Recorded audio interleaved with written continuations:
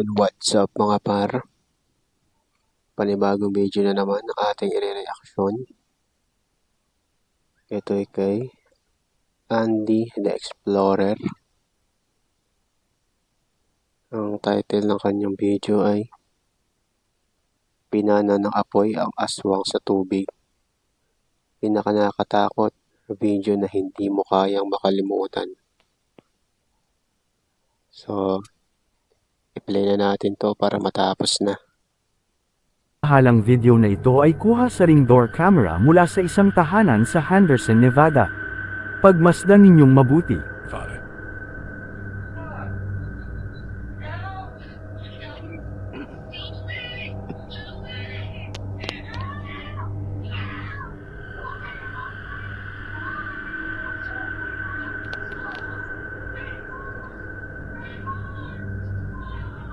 Ano niya? Asawa niya ba yun?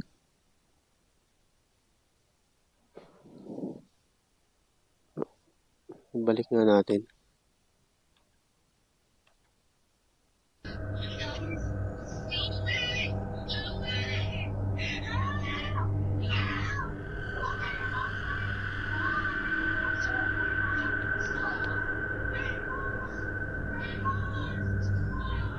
Makikita sa video ang paglapit at pagpindot sa doorbell camera ng pinto ng isang babae sa tahanang ito. Maya-maya pa ay makikita naman ang pagdating ng isang lalaki na kinaladkad ang ginang na ito habang ito ay sumisigaw ng tulong. Hinihinala ng iba na maaaring asawa nito ang lalaking kumaladkad sa kanya. Sa ngayon ay walang linaw kung ano ang nangyari sa babaeng ito o naitawag man lang ba sa pulis. Ano away mag-asawa yan?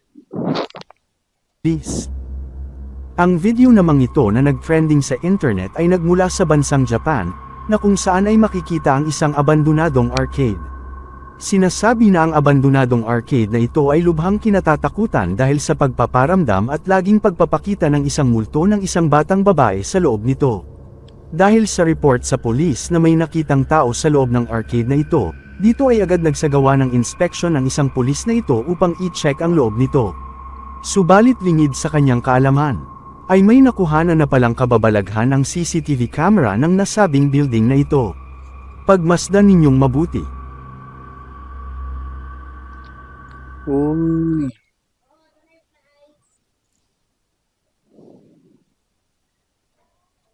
Dito sumusunod siya.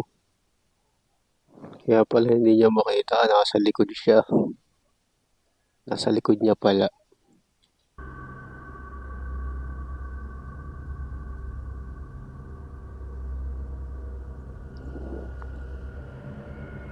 Pinaglalaroan siya, no? Hindi niya talaga makita kasi lumilipat siya sa likod ng gwardiya. Makikita sa video na habang nagsasagawa ng inspeksyon ng pulis na ito, dito ay makikita ang pagsunod ng isang multo ng batang babae na tila ba may hawak na isang manika. Subalit ang pagsunod na ito sa kanya ng multo ay hindi naramdaman at nakita ng pulis na ito. Makalipas lamang ang ilang sandali, nang papaalis na ang pulis, dito ay bigla namang nahagip ng CCTV camera ang biglang pagsulpot at paglipat ng batang multo na halos nasa tabi na ng pulis. Magpahanggang sa ngayon ay nananatili pa ring misteryo at walang makapagpaliwanag tungkol sa pangyayaring ito na naganap sa isang arcade ng Japan. Si Ian naman ng Midwest Ghost Hunter ay papasukin at iimbestigahan ang isang kinatatakutang haunted house na matatagpuan sa Minneapolis, USA. Ang Boyd House na ito ay itinayo pa noong 1901 ng mag-asawang sina Fred at Minnie Eckhart na may 11 mga anak at sinasabi din na ang 4 sa anak ng mag-asawa ay misteryosong namatay sa mga murang edad pa lamang. Ayon sa mga tao na nagpupunta sa tahanang ito, dito ay palagi silang nakakaranas ng mga kababalaghan habang nasa loob sila ng bahay na ito. Sinasabing nakakarinig sila ng mga old-fashioned music na kapag kanilang hinahanap ang pinagmumula nito ay hindi nila makita kung saan ito nagmumula. Sinasabi din na palagi silang nakakarinig ng mga footstep na nagmumula buhat sa kanilang likuran na kapag kanilang nililingon at hinahanap ito ay bigla na lamang nawawala. May mga nagpapatotoo din na nakakarinig sila ng mga tawanan ng mga bata, subalit wala naman ni isang bata sa loob ng lumang bahay na ito. Dito rin ay nakakakita sila ng mga laruan na misteryosong gumagalaw ng kusa. Sinasabi din na madalas nagpapakita ang mga kaluluwa ni na Fred at Minnie Eckhart sa master bedroom ng bahay. Dito ay nagsimulang mag-explore si Ian sa downstairs ng haunted house na ito at sinubukang kontakin ang anumang kaluluwa o espiritu sa loob ng bahay na ito. Minnie, was that you? Did you just make a sound? It's like a tap on a wall. If that was you, could you... Okay. Oh. I heard that. That was right behind me. Thank you. Alright, Minnie, I'm hearing you all around me right now.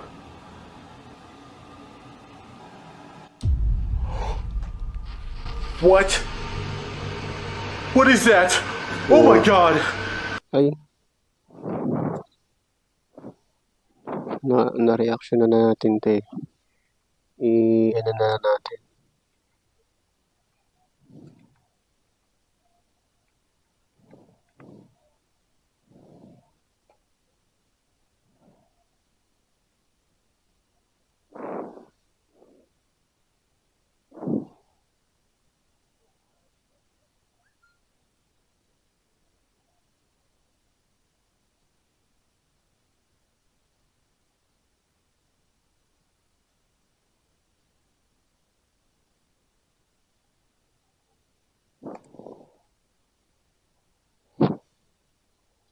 Hill, ay papasukin at iimbestigahan Inano na natin kasi na pagkakatanda ko na-reaction na natin yun Laktawan natin yung mga natatandaan natin na reaction. naman ang kilalang abandonadong Masonic Temple na matatagpuan sa Cleveland, Ohio. Ang templo ay itinayo noong 1916 ng mga Freemasons, isang secret society na punong-puno ng misteryo. Ang Freemason members ay binubuo ng mga politicians, scientists, writers at iba pang pinakamayayamang personalidad sa buong mundo. Sinasabi na ang nasabing templo ay pinagdarausan ng mga sekretong meeting at mga nagsasagawa ng strange cryptic rituals. Sinasabi din ng iba, na ang templo na ito ay ginagawang lugar kung saan ginaganap ang nakakakilabot na Masonic rituals at ceremonies kagaya na lamang ng sacrifice. Noong 1969 ang Masonic Temple ay tuluyan ng isinara, at naiwang nakatiwangwang sa loob ng mahigit 50 taon. Dito naman ay sinubukan ni Chris na i-record at makuha na nito ng video ang architectural beauty nito sa loob bago pa man ito tuluyang mawala sa mundo. Subalit sa kanyang pagpasok dito ay napagtanto niya na sa halip na ganda ng design ng building ang kanyang makikita, ay kababalaghan pala ang may re-record ng kanyang camera.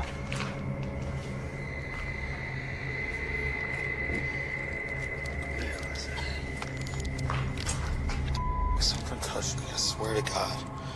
I swear to God, I feel like something just touched my bag. I don't know if it was my book bag flopped on my back or what. It scared the out of me, I swear to God. There's no water drips. No, that scared the out of me. Okay, let me calm down. Nakakailang to. Kala mo yun na yun. Sinasabi ni Chris na nakaramdam siya na tila ba may humawak sa kanyang likuran, subalit makikita sa video na nag-iisa lamang siya sa loob ng templo. Sa kanyang muling pagpapatuloy na pag-e-explore sa loob nito, dito ay may nakakakilabot na mangyayari sa kanya. Panoorin ninyong mabuti.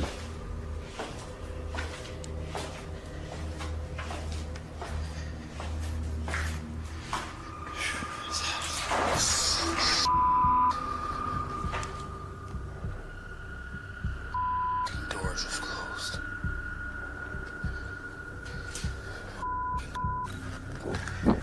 What the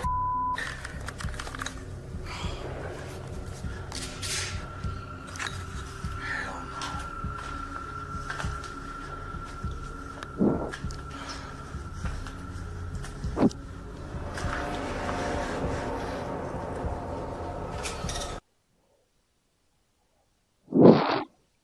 Masyadong intense Para akong magugulat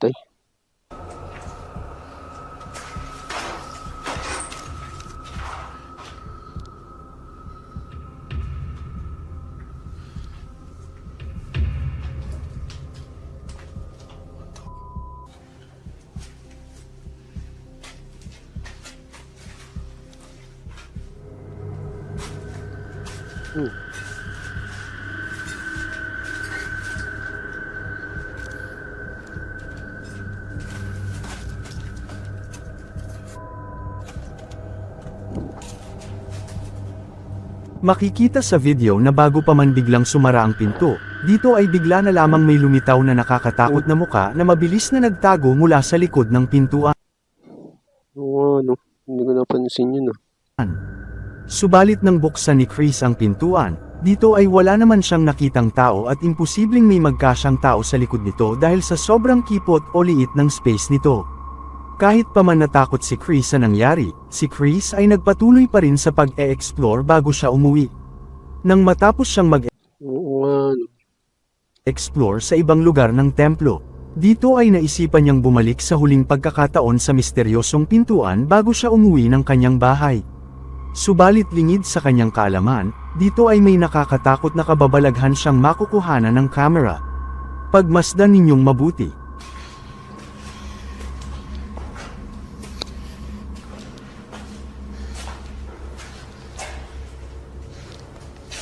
Nakakatakot yung paling ng camera.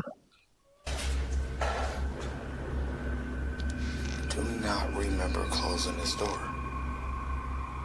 Hold up. It's when I left this. Did I close this door? I cannot remember. See, this is getting creepy, man. For real.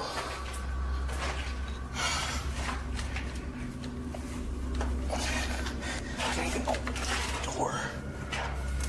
What the hell? Hello? This is really weird. It's closed again. Maybe it is the wind. Closing it. Matapos magsabi si Chris ng salitang, "Hello," isang faint voice ang maririnig mula sa background ng salitang, "Yes." Hello? Hello? Hello? Sumagot eh, no. Matapos itong mag-viral, ay agad itong inulan ng sari-saring komento at espekulasyon. May nagsasabi na maaaring ang nakita ni Chris na kakaibang nilalang at ang mga kababalaghang nangyayari sa loob ng templong ito ay dahil sa isinagawang mga demonic ritual at sacrifice na nangyari mga ilan pung taon na ang nakakalipas. Ang sinasabing aswang sa tubig na ito, matapos mahuli ay muling nakawala. Noong una ay inalaya Totoo ba yan? Aswang na yan? at pinainan nila ito ng karne ng manok upang mahuli. Subalit sa muling pagbalik nito mula sa ilog na ito, dito ay nakaisip sila ng paraan upang muli nila itong mahuli sa pamamagitan ng paggamit ng sibat at pana na may kasamang apoy. Panoorin ninyong mabuti.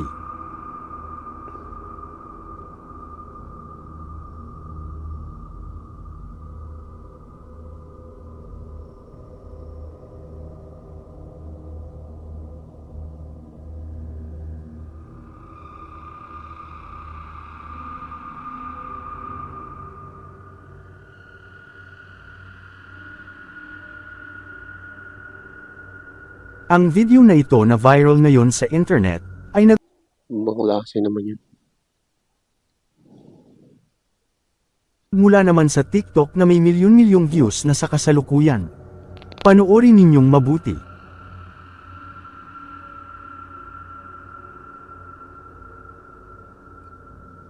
Oo. Nung lumilipad siya, elevate pa yun. Levitating. Tama ba? Makikita sa video ang paglutang sa hangin ng lalaking ito habang nakahiga.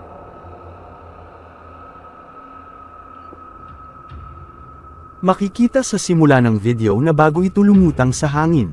Dito ay makikita itong may ginagawang ritual o spell. Pagkatapos ay humiga na ito mula sa lupa. Maya-maya pa ay makikita na itong lumulutang sa hangin.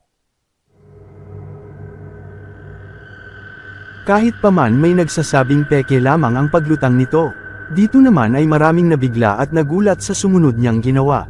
Makikita sa video ang pagkuha nito ng lubid tsaka nito pinaikot-ikot sa kanyang katawan habang ito ay lumulutang. Sinasabi ng marami na ang paggamit nito ng lubid ay indikasyon lamang na walang tali ang nagkukonekta sa katawan niya upang maging sanhi ng paglutang nito sa hangin. Ano. Kasi akala ko ano lang siya. Yung parang green screen lang.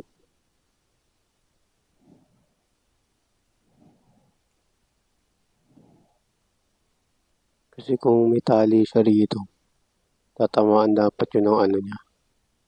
Itong ginagawa yung rope niya na iniikot sa kanya.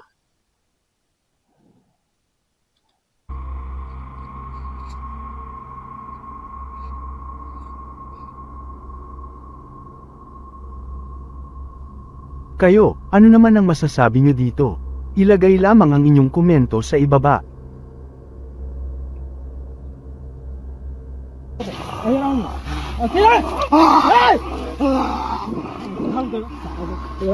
Ito ano, halatang ano, hindi tunay kasi harap-harapan ganun kagad. Hindi ka natatakot, nakuha mo pa mag-cellphone. अस्थिर अस्थिर जय हनुमान ज्ञान गुण सागर जय हनुमान ज्ञान गुण सागर Diba? Dito ano, hindi ako natatakot dito sa ano.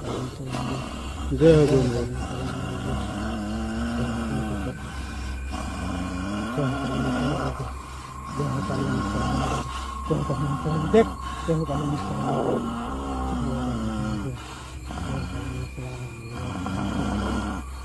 सही में दुई हेलमेट हम शांत कर देगा सही में दो हेलमेट लगाबो तो साला बेहोश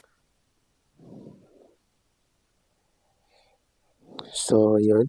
Hanggang dito na lang mga par. Salamat sa panonood.